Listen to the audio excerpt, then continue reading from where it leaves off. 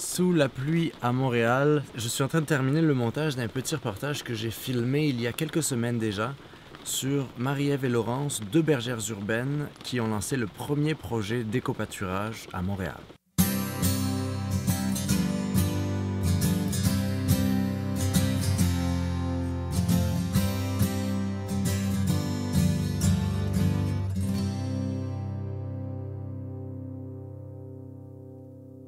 L'éco-pâturage, c'est simple. En fait, c'est l'entretien, c'est un entretien alternatif des espaces verts en ville par des herbivores.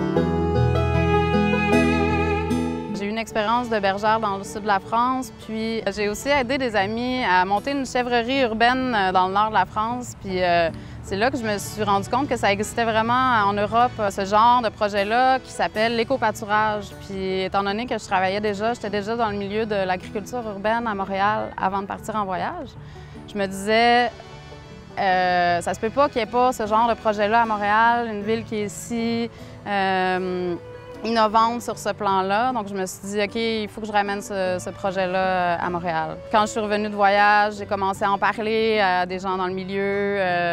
Puis, dans le fond, c'est ça. Ça fait 2 ans que je monte ce projet-là, je monte ce rêve-là, parce que c'est vraiment... C'est un rêve qui se réalise pour moi là, cet été.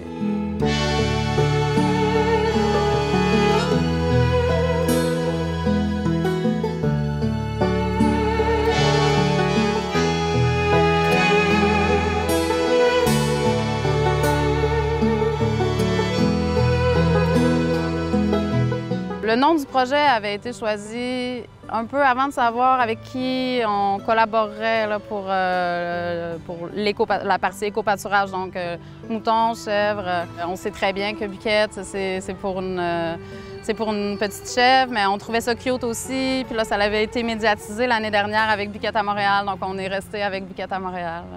Les différentes tâches d'une bergère sont quand même simples. Les matins, on se réveille. On met l'enclos mobile dans une nouvelle parcelle de terrain où les moutons iront brouter.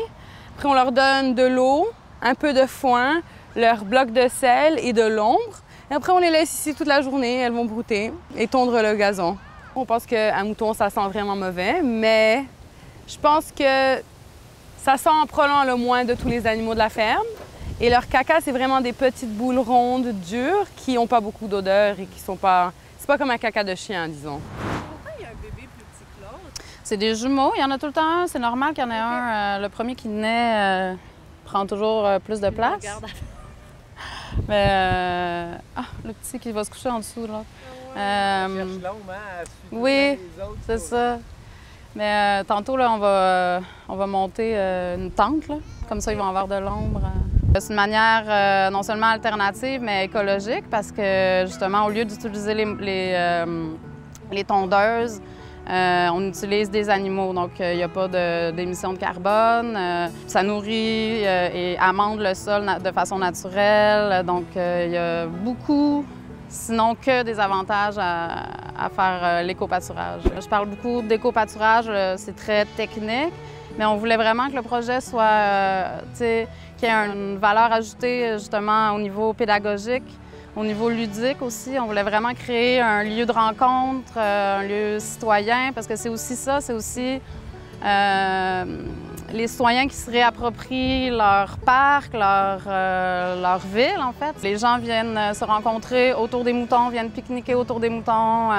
On offre aussi des ateliers pour les camps de jour, pour les CPE, pour les adultes aussi. C'est vraiment à ce niveau-là que ça change les choses. Oui, les moutons vont tondre la pelouse, mais il y a tellement de bénéfices et il y a tellement de possibilités à ce genre de projet-là.